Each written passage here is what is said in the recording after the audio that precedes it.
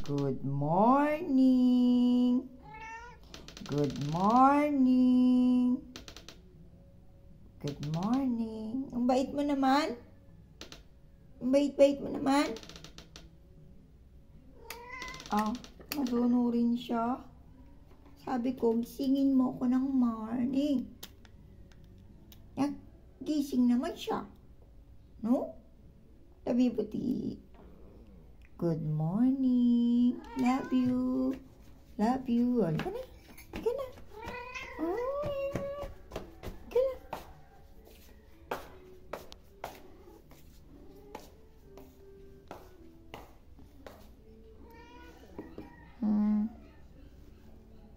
Kain na ikaw again?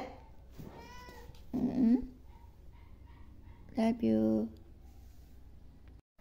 Good morning mga irog. Mga irog-irog. Irog in Filipino. Irog in Filipino is endearment. Magluluto tayo ng pakbet. Sa umaga. Alam nyo mga ka-birds, yung aking camera lens ay nag-iba ang kulay. Kasi pinalitan bagong LCD yung ikinabit. So hindi ko pa alam, ibabalik ko pa sa Sabado yan. Kung kaya nilang i-fix pa yung kulay. Kasi parang nag-iba yung kulay niya.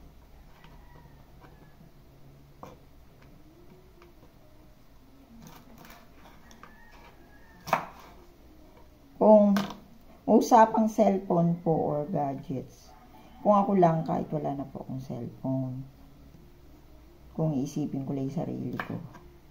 Pero paano yung mga nangangailangan ng respond ko, ganun, like yung mga anak ko, yung pamilya ko, mga kaibigan ko, tsaka po kasi may ginagamit kami ngayon na app dito sa Pilipinas, ang GCash. So, doon na rin kami, yun yung one way na paano nakakarating sa amin yung mga remittances, paano kami nagsisend ng remittances. So, very necessity na po ang cellphone. Sabi ko nga, minsan ang sarap nang wala siyang wala akong gadgets. Parang Facebook lang po, no. Ang sarap din nung walang Facebook. Kasi hindi mo kailangan magpa-impress, hindi mo kailangan mag-live update. Pero eka nga, tools lang naman yun, yung mga yun.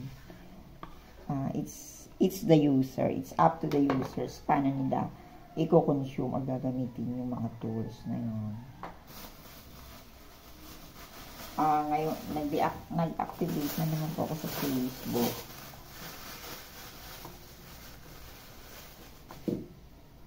Kasi minsan nami-miss ko rin yung aking mga kazi. At saka ang sabi po ng Facebook, ay nasa level na ako.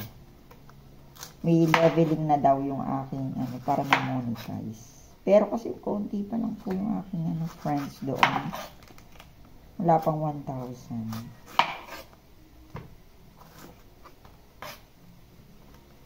Okay lang din po yung social media kung na ma-monetize mo. Kung for socials lang naman, it's up to the users. Ako dati ginamit ko po yan, grounds para ma-inspire yung sarili ko, and at the same time, I inspire other people. I inspire other people dun sa mga pinapost ko. Kumbaga, nakita ng mga friends ko doon at pamilya kung how I evolve. How I deal with my life, with our life.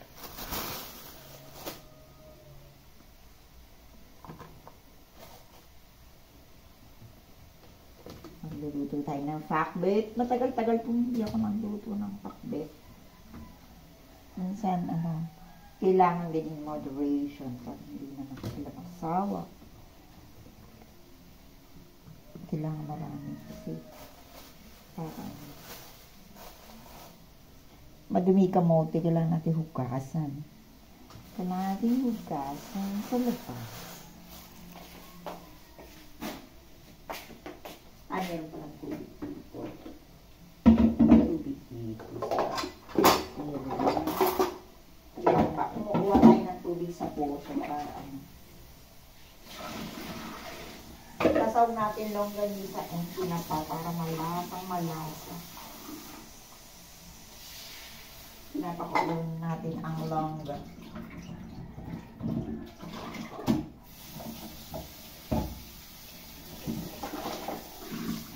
Ikot ang aking mundo sa aming tintahanan.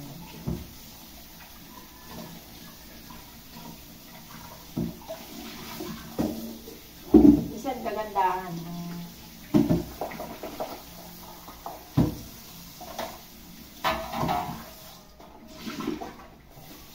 lasa naman natin. Isang kagandahan po ng nagbibideo ko na ito. Natatapos yung ginagawa ko na yun, medyo na-entertain. Ay. Minsan, yung kamote, pagkasira, kakaunti na lang natitira. Masarap talaga ni kamote kasi para may sweetness yung pagkain.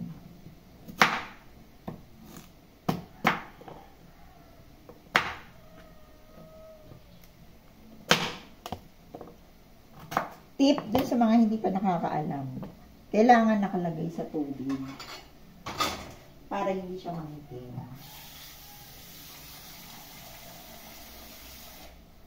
Lalagay natin sa tubig yung nabalatan na potato, sweet potatoes, para hindi siya mangitim.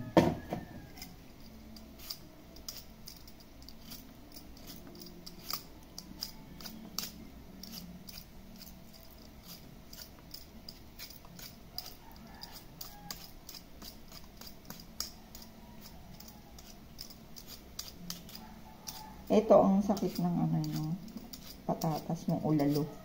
Tapos hindi siya okay yung lasa.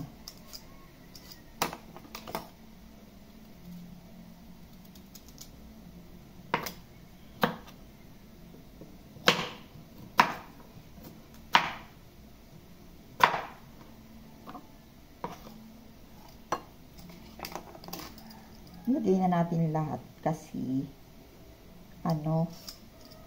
yung maliit lang naman sa may sira.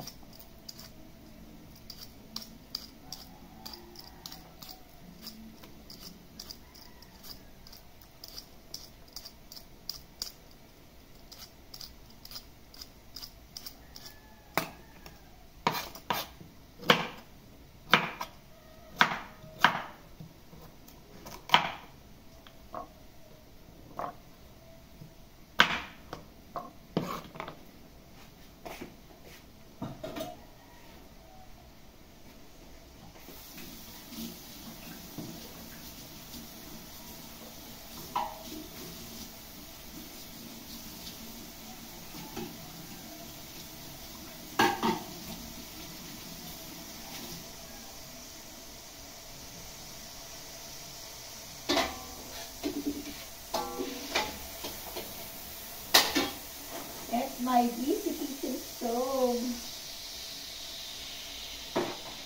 Bango. Longganisa is really mabango. Longganisa. Aray. Tinutusok po natin yung longga.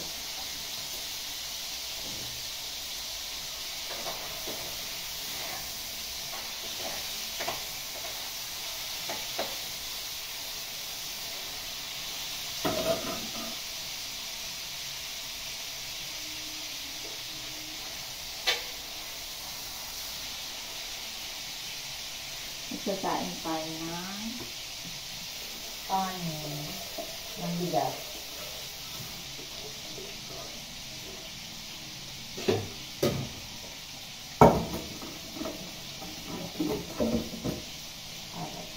Hindi ko na po mga inutahan.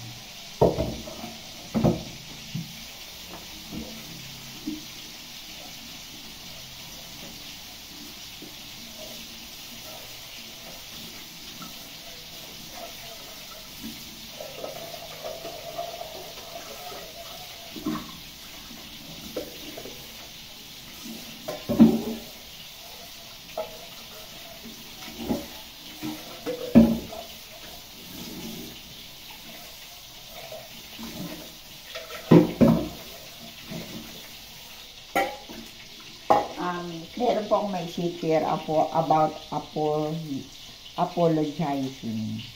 When a man apologizes to a woman, he means that he loves you and he respects you. Wow. Sa akin lang po yun. Ito ako sa iba.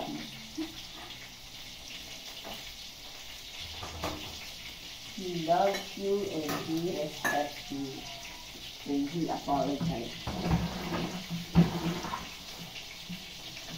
And a man truly loves you when he wants you to be happy and he wants you to be comfortable.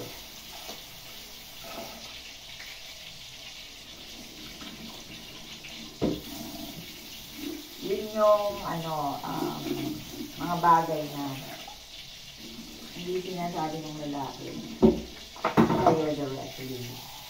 Pero gusto nyo yun.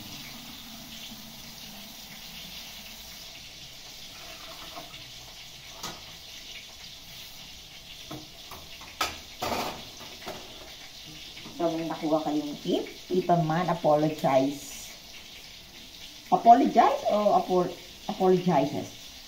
with a woman, it means that he loves that woman and he respects that woman. Or, ang tawag dyan? Or talagang polite lang ang tao.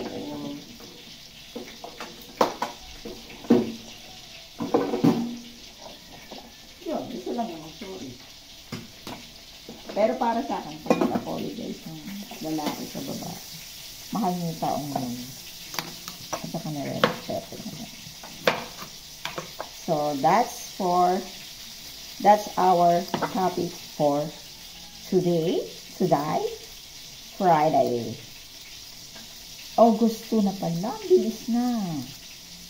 Second day of August. The time is, tingnan natin time. Hindi ko makakita. Basta po maaga pa. Be well everyone and God bless all of us. Have a great life. Live, laugh, love. Bye, Irog.